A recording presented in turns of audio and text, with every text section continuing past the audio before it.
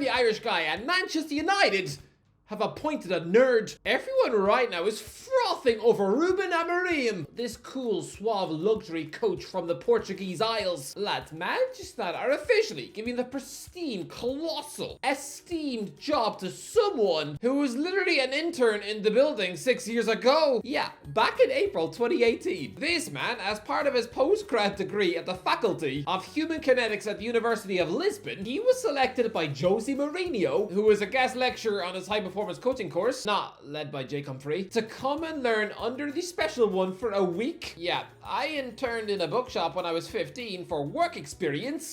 I was fired at 10 a.m. on the Tuesday because I was caught reading a picture book under the desk. I'm not sure what Amorim's internship was all about. What, was he invited into Jose's office to oversee him shouting at Luke Shaw? Was he a fly on the wall watching Mourinho Google how to drown Pogba and make it look like an accident? I don't know, but I do find it insane that the third permanent manager of Manchester United after Mourinho is the nerd who was literally shadowing him as a student. Lads, I thought it was nuts that Manchester United were interested in Kieran McKenna last summer, just a few years after he'd been on the backroom staff, but Amorim wasn't even a paid coach. He literally had to pop on a name tag whilst walking around the corridors. The guy probably wasn't even allowed to use the club toilets. Instead, the cheap Ed Woodward probably made all the interns instead poo in a plastic bag. To think, with this man past the likes of Shaw, Lindelof, and Rashford in the corridors. To think this greasy little bookworm taking notes, to think he would soon become their actual boss, it is wild. Well lads, okay, I'm being facetious, and yeah, I know that's a big word. Who knows, maybe the plot twist is that I'm the nerd. But whilst I think it's extraordinary that Amorim's rise has paid off with a Manchester United job before he's even 40, I actually think this is an exciting choice. Look, I know some pessimistic Manchester United fans won't be best pleased to know that this guy was recently in talks with West Ham, only for that whole thing to break down.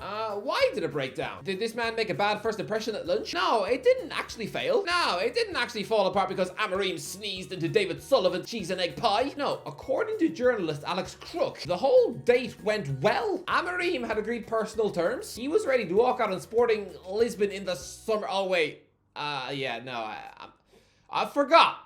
We're not allowed to call them Sporting Lisbon. Every time I do, there's always one angry Sporting fan in the comments who's just acted like I've called his mum fat. Okay then, Sporting Club de Portugal. Oh, it's such a mouthful. Can I not just call them Lisbon? It's literally their home city. It's not like I'm calling them Sporting Poop. But yeah, apparently he was ready to take the Hammers job only for the West Ham owner to balk at the £8.3 million release clause, choosing to instead plump for Lopetegui on a free. Lads, he was so nearly the man to replace David Moyes. Instead, he's replacing the man who replaced the man who replaced the man who replaced the man who replaced the man who replaced the man who replaced David Moyes. Who saw that coming? But lads, this could have been so very awkward because lads, before Manchester United got their hands on Dan Ashworth, the club were actually in talks to hire PSG's former sporting director, the one who brokered the world transfer record Neymar deal. Imagine if he had come on board. Things would now be a bit awkward because Amorim is married to that man's sister. If this whole thing were to fail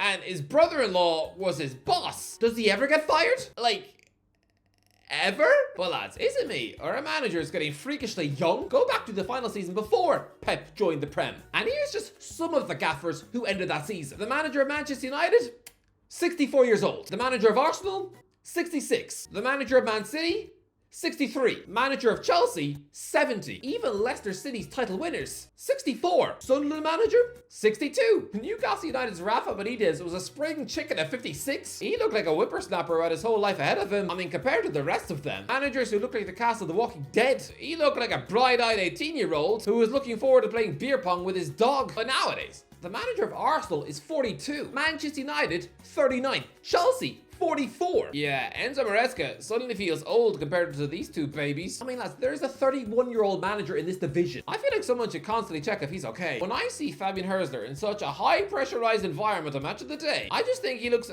like a child running around Tesco looking for his mum. And lads, this shouldn't be the case because he's not actually that old. But when I see how young some of these managers are, it just makes me think, what has Ten Hag done with his life? It feels like he was seen as an up-and-coming coach 5 minutes ago.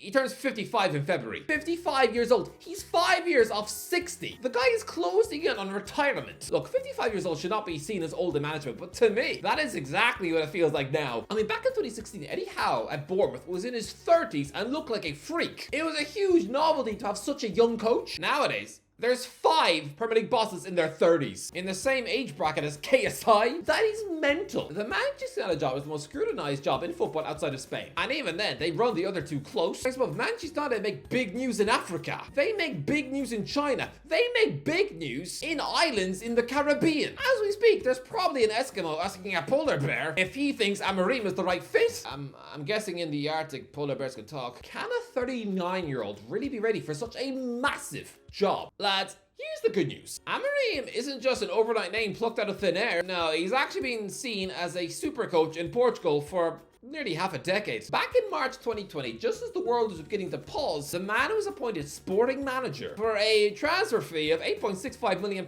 becoming the 3rd most expensive manager ever. Yeah, that was a lot of dough to cough up for a 35-year-old bloke after just 13 games as boss of Braga. Seriously, he'd only taken the senior Braga job before Christmas. 2.5 months later, the bloke was ditching them for a bigger gig. But sorry, in September 2019, he'd actually just been appointed the manager of Braga's reserve side in the 3rd division. Literally 6 months later. And he's the 3rd most expensive manager of all time. That is a meteoric superhuman rise, with Sporting paying even more money than what Real Madrid paid for treble-winning Mourinho in 2010. Lads, if you go back just 5 years ago, Amorim had a less high-profile job than Freddie Ljungberg, who is in charge of Arsenal under-18s. The growth is extraordinary. Look, is Amorim the guy? Let me say this. He's a much more refreshing face in the building than moldy old Ten Hag, who I don't think has naturally smiled since 2004. The man was the coldest, unfriendliest boss. The man emanated zero warmth. Every other Manchester United manager have radiated at least some charisma, friendliness. Christ above, Ole Gunnar Solskjaer seemed like such a lovely man. He looked like in his free time, he was out giving tins of baked beans to the homeless and reading to sick puppies at the pound. But Ten Hag, no wonder he fell out with so many players. He was your typical old-fashioned strict headmaster who would bollock you for eating Maltesers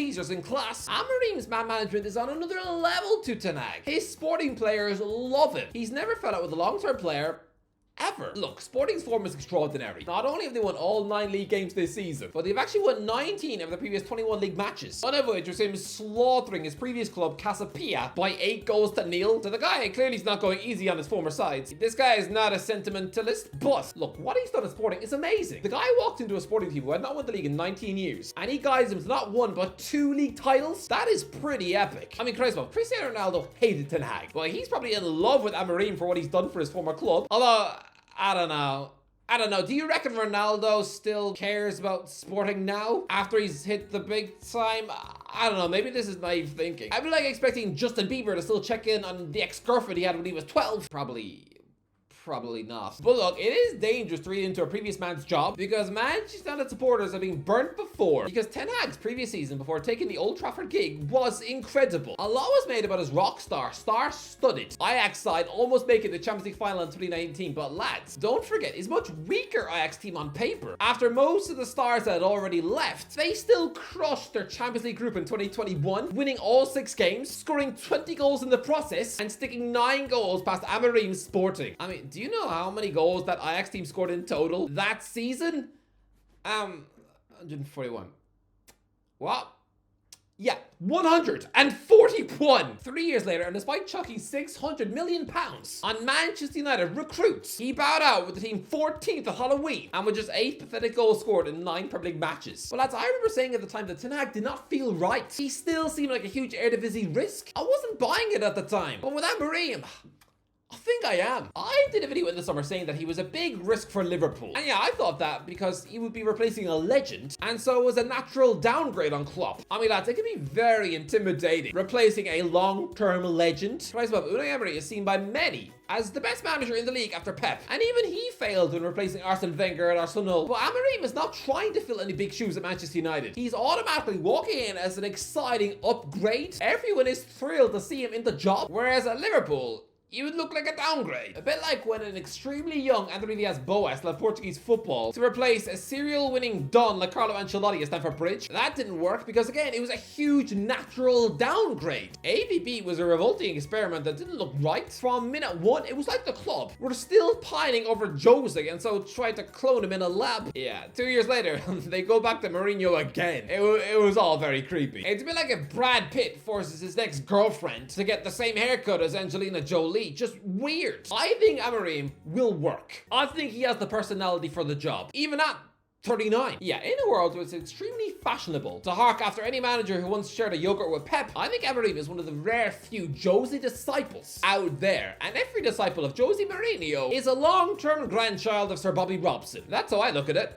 Amorim learned from Jose, who learned from Sir Bobby. I mean, I'm assuming he soaked up knowledge during that internship in 2018. Who knows, maybe he was just living the student life and it was all a waste of time. Maybe he turned up late to lectures, snoozed at the back of class, and spent his 3 weeks watching Countdown in a Mancunian B&B. But I can only assume that his success is directly related to that magic crash course. But oh lads, Ruud van Nistelrooy must be devastated. Is this the shortest interim gig of all time? The news broke that Ten Hag got the sack, and that club legend Ruud van Nistelrooy was now placed in charge.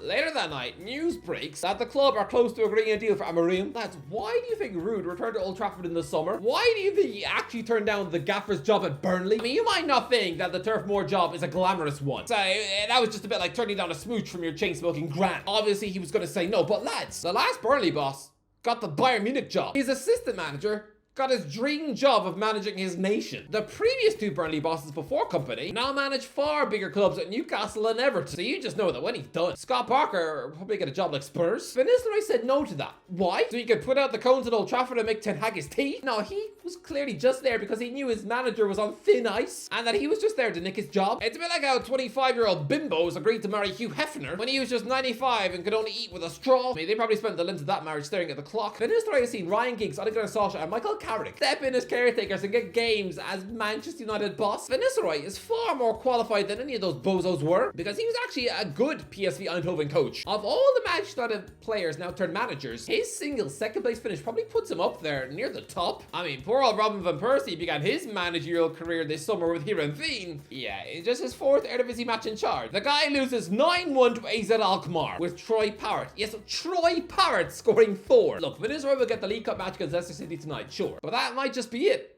Really? Was this really worth sacking off a decent championship job for this? For one game where he gets to pit his wits against Steve Cooper. I mean, does he really want that photo framed in his fridge for life? I mean, probably not what you want to see every day when reaching for the milk. A big photo of Cooper's scary grin? Probably not. Just give him the Chelsea game. Go on. Just let Ruud take charge of a Premier League match. Come on, let's be real. He's going to be the best footballer to ever manage Manchester United. I mean, let's be real. The competition ain't exactly stellar. Look, most people will say that Giggs was the greatest, but I don't know. If you don't look at longevity, just instead concentrate on the peak. And I think RVN between the years 1998 and 2007. Very few strikers ever hit like that. Come on, 256 goals in 397 games at club level for the likes of PSV, Man United and Real Madrid. Let's don't forget, he had a 33-goal debut season at the Bernabeu. He wasn't exactly some dry dog food biscuit. Mid-2000s Van Nistelrooy was not far off what Erling Haaland is now. Go on, just give Ruud the Chelsea game. Let him have one crack at a glamorous fixture before then getting spat back into the wilderness. I mean, come on. He is a seasoned legend of the club. To give Ole Gunnar Solskjaer 3 years at the wheel when he was not only an inferior player but an inferior manager to Ruud. I mean, come on, the best player Solskjaer coached before getting the Man United job, aside from a young Haaland, of course, was what? Wilfred Zaha, Cardiff on loan. Van Nistelrooy in one season managed Gerard Branthwaite, Xavi Simons, Johan Bakayoko, Savinho, Nani Madueke and Cody Gakpo. 6 players who I think if they were all sold now would fetch about £320 million in cash. I think it's rude to give Ruud not one Premier League match whilst Amorim says his goodbyes. I mean, lads, this is someone who is giving a groveling apology to his own fans in the spring after being caught lunching with West Ham. I mean, how is he going to explain to them after berating himself for a lack of loyalty that he's now quitting them a few months down the line? The man clearly has such a guilty conscience. He'll probably make himself sleep on the couch for a month. Well, look, do I think Amorim will be a quality coach? Yes. I think he will be the longest serving manager since Sir Alex. I think he has 6 years in this job. Yes, 6. I don't think Manchester United win any league titles under him, no. But I reckon there will be actual title challenges. Champions League football every season. I see him being at Manchester United what Mauricio Pochettino was at Spurs. Or what Mikel Arteta is at Arsenal now. No real big trophies, but active title challenges. And exciting football, and who knows, maybe even a cheeky Champions League final appearance. Yeah, I think this disciple of Jose will be good. Anyway, that's the interview. What do you think? Let me know in the comments. Let me know, what do you think of all of this? Let me know, is he going to succeed? Is he not? Let me know in the comments. If you enjoyed the video, don't forget to click, share, subscribe as always. I'll talk to you in a while.